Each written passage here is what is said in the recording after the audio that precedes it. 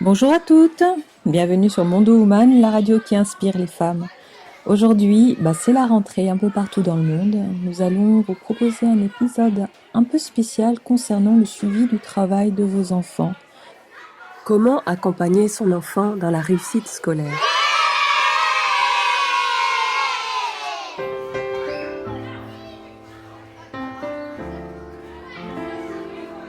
D'abord, nous allons faire un petit point en maternelle. Donc, les petits-enfants apprennent aussi des choses importantes, hein. Ils apprennent beaucoup de choses par le jeu. Donc, il y a des activités motrices, du bricolage, des chansons, des dessins, de la peinture, tant de choses qui visent à améliorer ses capacités intellectuelles et à favoriser son développement. Donc, le but aussi est de donner le goût de l'école, hein. Et durant cette période, votre enfant va échanger beaucoup avec d'autres enfants. Il n'y aura pas de travail à faire à la maison normalement, mais c'est important de rester vigilante quant à son évolution. Est-ce qu'il partage facilement? Est-ce qu'il se met facilement en colère? Est-ce qu'il n'a pas envie d'aller à l'école? Est-ce qu'il y a quelque chose qui le tracasse, quelque chose à la maison, à l'école, quelqu'un qui l'embête? Est-ce qu'il pleure quand il vous voit partir? Comment est-ce que vous pouvez le rassurer? Donc, restez bien à son écoute, hein. À la maison, il est important de lui demander comment s'est passée sa journée, qu'est-ce qu'il a appris, qu'est-ce qu'il a mangé. Pour continuer à l'aider à développer ce qu'il apprend à l'école, trouvez-lui des livres adaptés à son âge, faites-lui écouter des chansons simples, trouvez-lui une activité qui lui correspond et qui le détend. Limitez son temps devant les écrans, que ce soit à la télé ou sur le téléphone. Durant cette période, il est aussi important de favoriser son autonomie et son sens des responsabilités. Il va falloir pour cela organiser votre maison, pour qu'il trouve facilement ses chaussettes, ses habits, ses chaussures, et créer une routine, afin que l'enfant soit rassuré et soit reposé. Se lever à 7 heures du matin signifie qu'il soit couché au minimum à 20 heures la veille. Cela veut dire qu'il faut qu'il ait mangé et pris sa douche plus tôt. N'hésitez pas à télécharger un exemple de routine pour enfants sur notre site internet. Le petit déjeuner est important.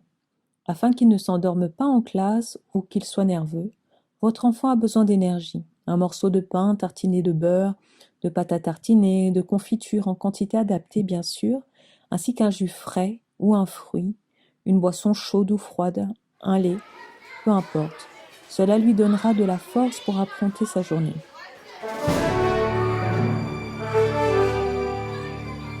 En primaire. En primaire, les devoirs pleuvent. C'est la hantise des parents. Pourtant, votre enfant n'a que vous à la maison pour lui expliquer ce qu'il n'a pas bien compris en classe. Prenez donc soin chaque jour de regarder dans son cahier la liste des devoirs à faire. Fixez une heure précise où il doit se mettre au travail, seul ou avec vous, à côté. Mettez pour cela un rappel avec une sonnerie sur votre téléphone afin qu'il sache qu'à cette heure-là, il doit arrêter toutes ses activités pour se concentrer. Installez-le dans un endroit où vous avez facilement accès à lui et là où il pourra facilement vous solliciter. Cela peut être la table du salon, de la cuisine. Demandez s'il a des frères et sœurs plus jeunes de faire moins de bruit. Si vous avez plusieurs enfants, installez-les tous au même endroit. Et si certains sont plus grands, n'hésitez pas à demander aux aînés d'aider les plus jeunes. Le lien entre eux se renforcera d'autant plus et la confiance également. Vos plus grands se sentiront aussi valorisés de pouvoir aider leurs petits frères et sœurs. Ayez toujours à votre disposition un dictionnaire. Cela peut paraître vieux jeu, mais le dictionnaire est très important.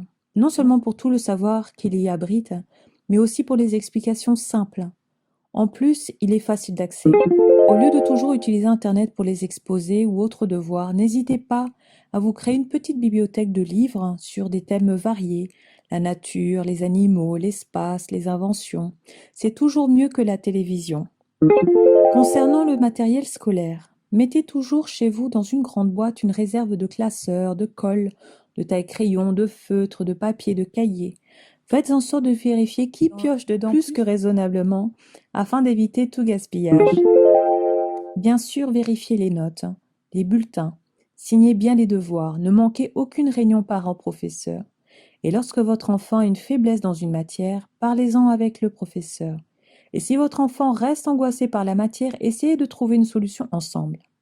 Concernant l'organisation générale, faites toujours en sorte d'avoir le numéro d'un parent, afin d'être informé s'il y a un événement particulier ou si votre enfant était absent, qu'il puisse récupérer son retard, donc en récupérant les devoirs à faire par exemple. Au collège. Au collège, votre enfant doit apprendre à travailler de manière autonome. Vérifiez cependant qu'il prend bien ses notes, qu'il a bien noté ses devoirs dans son agenda. Les professeurs sont plus sévères aussi. Il faudra un temps d'adaptation pour l'enfant. Le bien-être mental définit aussi la réussite de l'enfant. Au collège, pour les filles, le corps se modifie avec l'apparition des premières règles. Il est important de briefer votre fille et de lui laisser une pochette dans son sac avec quelques serviettes hygiéniques dedans en cas d'accident. L'enfant partira en confiance à l'école et c'est ce qui est important. C'est aussi un âge, au niveau de l'alimentation, on saute le petit déjeuner. Continuez à faire des sandwichs et préparer une boisson chaude le matin, même s'il est pressé et qu'il doit partir avec.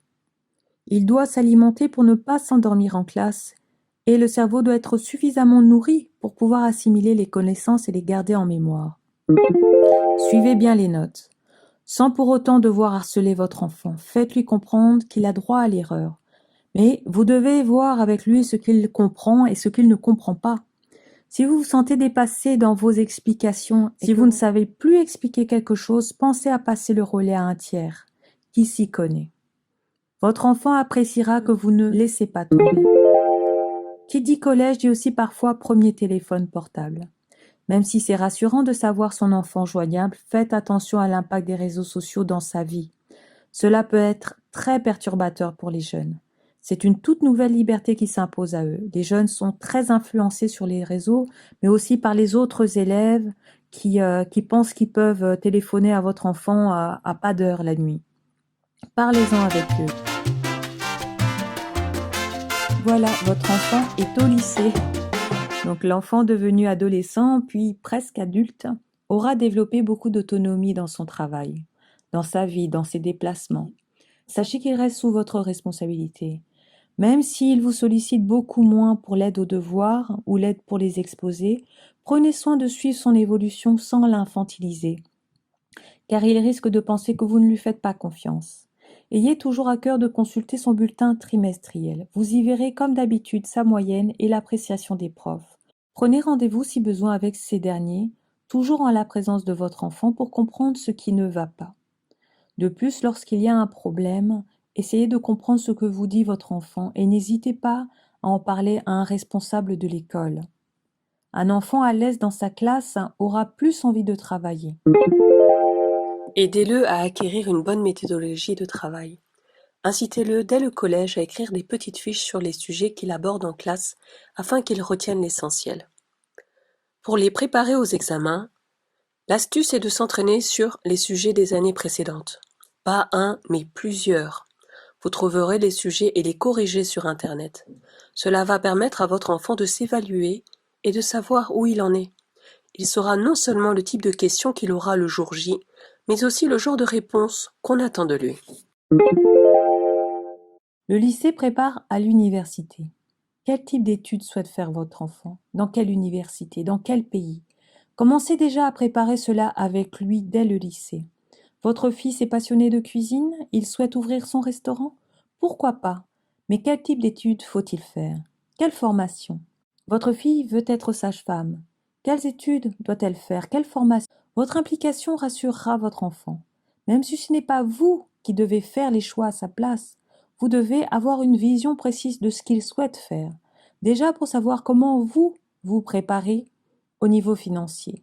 Est-ce que votre enfant doit passer son permis de conduire? Car les trajets de la maison à l'université nécessitent l'achat d'une voiture? Est-ce qu'il va voyager?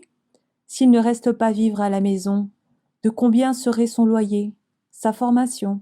Voilà tant de choses à anticiper. Et c'est aussi important pour votre enfant de savoir ce que vous pouvez lui offrir, ou non. Cela lui permettra aussi d'anticiper. Est-ce qu'il devra trouver un travail sur le côté? Si oui, est-ce qu'il faut déjà envoyer des CV? Est-ce qu'il aura besoin de s'acheter une voiture, de louer un logement près de son université ou de son centre de formation? Quoi qu'il en soit, accompagnez-le vers la réussite de sa vie. Comme vous l'avez fait pour apprendre à marcher ou à parler, il saura que vous êtes là, peu importe ses choix. Il sait qu'il peut vous faire confiance.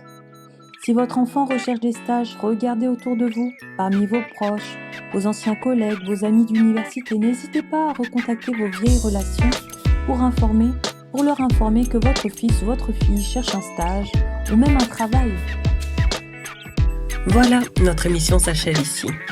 Nous vous souhaitons beaucoup de courage et beaucoup de réussite pour vos enfants. N'hésitez pas à réagir et à partager nos émissions, ainsi qu'à vous abonner sur notre page Facebook, YouTube et Instagram. À très bientôt.